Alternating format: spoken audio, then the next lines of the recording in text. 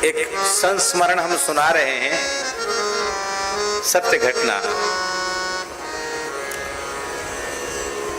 स्थान संभवतः मैं भूल रहा हूँगा, गुजरात में ही कहीं परम श्रद्धेय पूज्य श्री डोंगरे जी महाराज की कथा थी। तो स्वामी श्री चिदानंद जी को उस कथा का उद्घाटन करना था।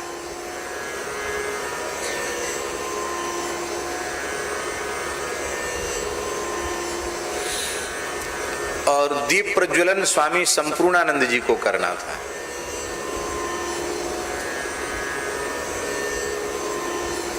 स्वामी चिदानंद जी बहुत उच्च कोटि के महात्मा थे, पूरे विश्व में उनका प्रभाव था। कोई विदेशी दार्शनिक व्यक्ति आया, विचारक था कोई, वो आया एक दिन पूर्व उनसे मिला, कुर्सी पर बैठा और उसकी अपनी सभ्यता के अनुसार क्या जाने महात्माओं को कैसे प्रणाम किया जाता है। उसने हंसते हुए हाथ मिलाने के लिए स्वामी जी को बढ़ाया। स्वामी जी ने गर्म जोशी से हाथ मिलाया और बैठकर उसके साथ खूब देर तक बातचीत की।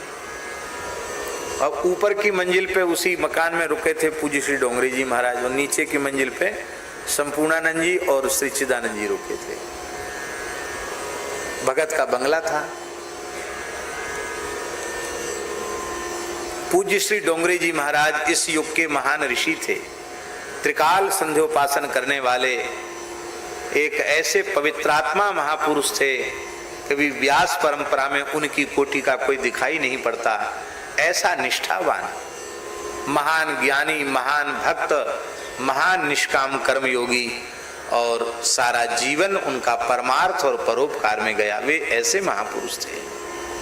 आप लोगों ने दर्शन किया ही होगा, खूब अनुभव किया होगा। तो वो बहुत पुरानी बात है, ये आज की बात नहीं है। तब पूज्य डोंगरे जी महाराज भी युवावस्था में ही थे।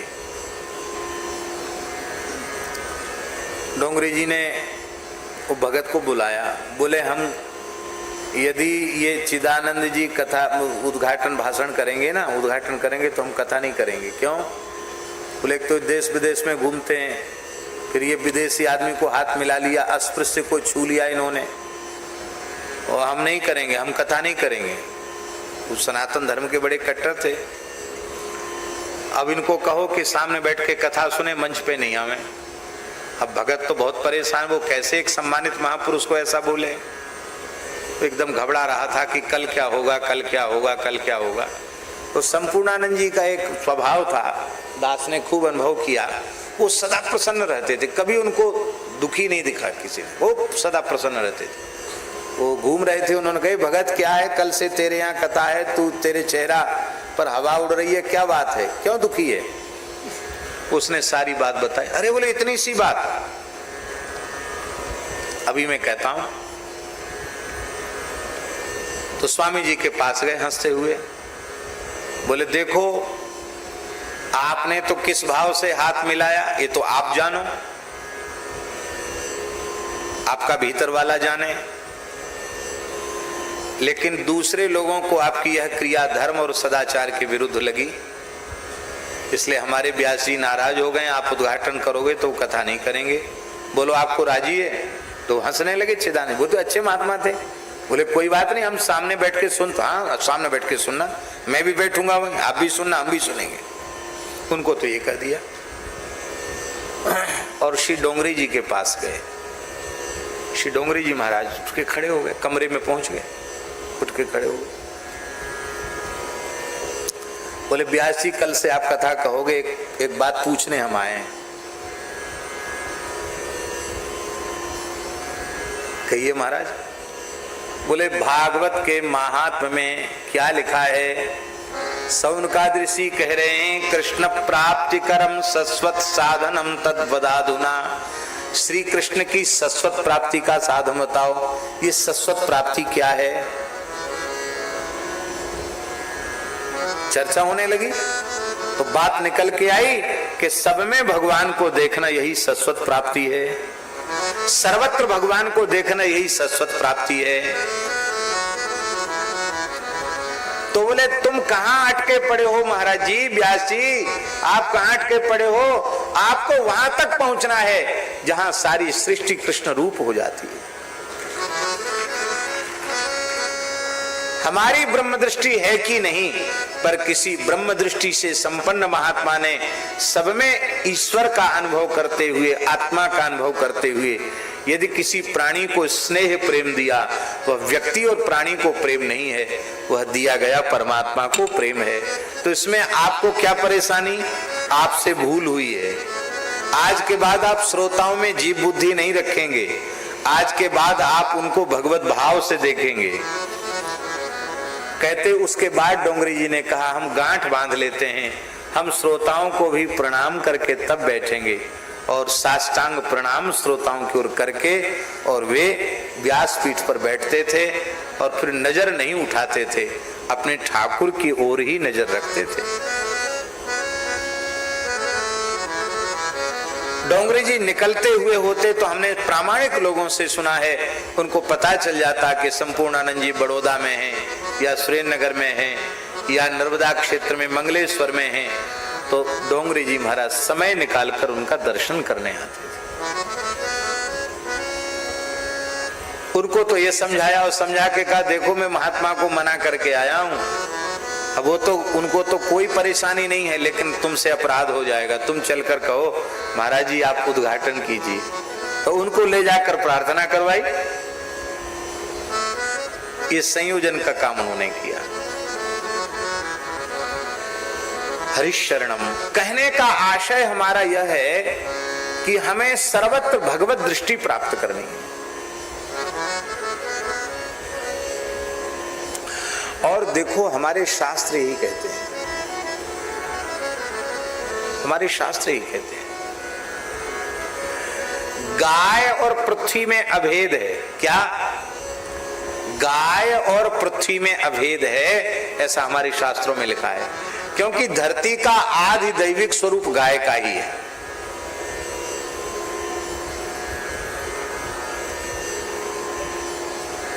पुराणों में भगवान व्यास कह रहे हैं 4 पैर के जीवों में गाय भगवान का स्वरूप है,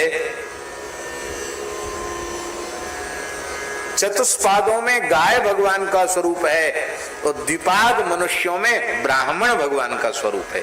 ये भगवान व्यास अनेक स्थानों पर कह रहे हैं। तो गाय में भगवान को देखना, और गाय में देखते देखते फिर सब में भगवान को देखना। क्यों? भगवान मछली भी बने, भगवान कछुआ भी बने, भगवान हंस भी बने, भगवान हैग्रीव भी बने, भगवान वाराह भी बने, भगवान नृसिंह भी बने। क्या आशय हुआ इसका? इसका मतलब सभी प्राणियों में भगवान को देखना। पहले गाय में देखना, फिर सब प्राणियों में देखना। पहले ब्राह्मण में देखना, फिर मनुष्य मात्र में देखना, जीव मात्र में देखना। पहले तुलसी पीपल में देखना, फिर प्रत्येक वनस्पति में परमात्मा को देखना। पहले गंगा यमुना में देखना, फिर जलमात्र में परमात्मा को देखना। पहले शालिग्राम और नर्मदेश्वर में परमात्मा को देखना, गिरिराज जी में और वेंकटाचल में परमात्मा को देखना, फिर कण कण में भगवान को देखना। ये दृष्टि है।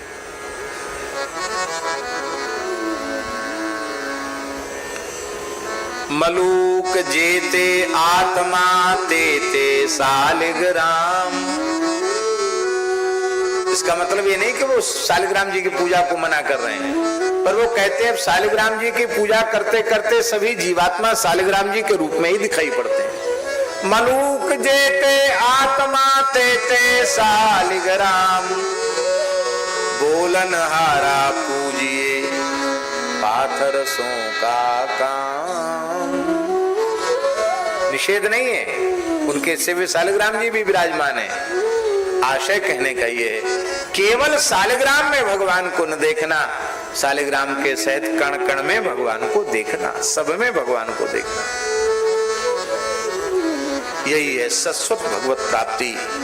और हे सूत जी महाराज, यह प्राप्ति अंतिम प्राप्ति है, और यह प्राप्ति सद्गुरु भगवान की कृपा से ही होती है। कैसे होती? चिंता मणिर्लोक सुखम सुरद्रुः स्वर्ग संपदम प्रयच्छति गुरुः प्रीतो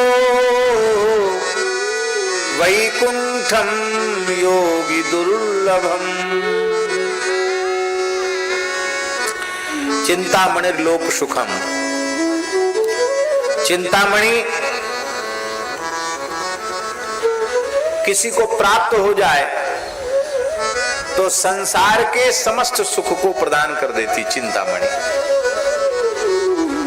संसार की जो वस्तु मांगो वो मिल जाएगी, लेकिन उस चिंतामणि से कोई स्वर्ग का वैभव चाहे तो स्वर्ग की वस्तु वो नहीं दे सकती। स्वर्ग में एक कल्प वृक्ष होता है, वो स्वर्ग का वैभव दे सकता है, पर उससे कोई ज्ञान भक्ति वैराग्य की याचना करे तो नहीं मिलेगा। वैकुंठ की प्राप्ति करना चाहे तो नहीं मिलेगी। पर प्रयच्छति गुरु प्रीतो वैकुंठम योगी दुर्लभम।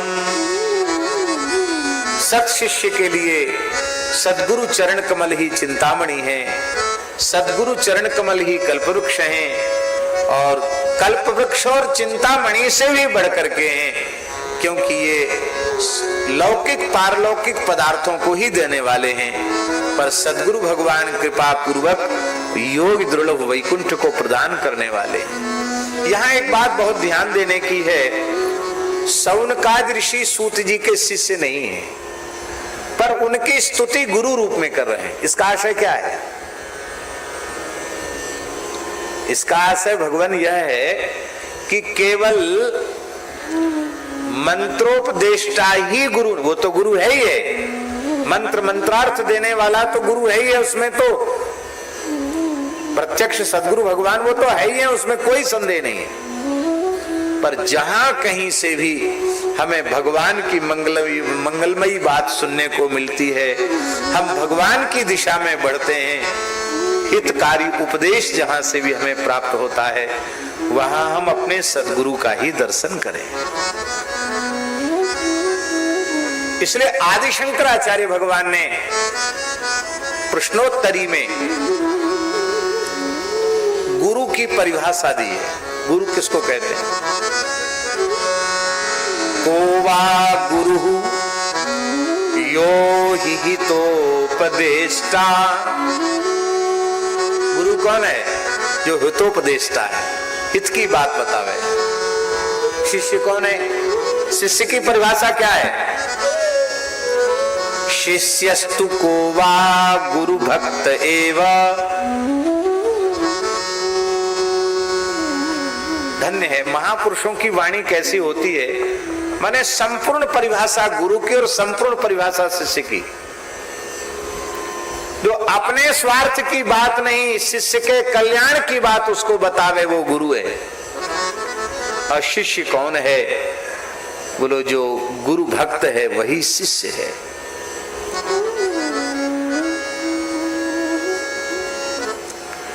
हमें स्मरण आता है एक महापुरुष का।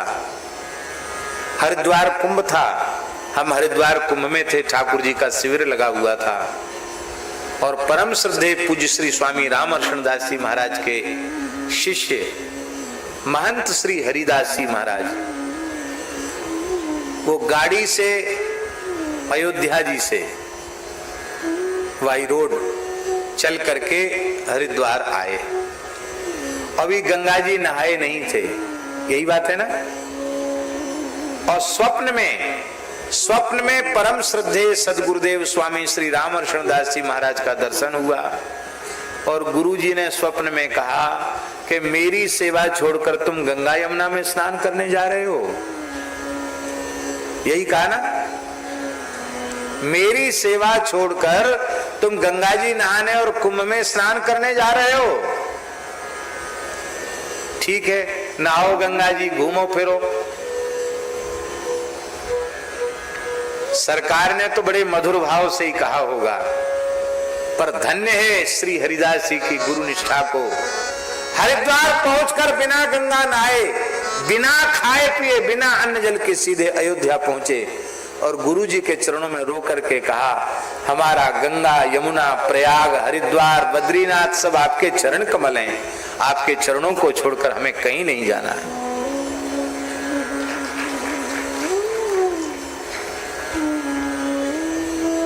शिष्य कौन है? जो गुरु भक्त है वही शिष्य है। शिष्यस्तु को वा गुरु भक्त है। ये शिष्य नहीं है, पर सूत जी में गुरु तत्व का दर्शन कर रहे हैं, क्योंकि उनसे भगवान की चर्चा सुनने को मिल रही है। इसका आशय है महाराज जी, भगवत गुण गायक में गुरु बुद्धि रखनी चाहिए, वक्ता के प्रति गुरु बुद्धि रखनी चाहिए। क्यों? बोले ये बुद्धि नहीं रहेगी तो सुनने वाले को लाभ नहीं होगा। क्योंकि गुरु बुद्धि क्या है? गुरु बुद्धि है क्या?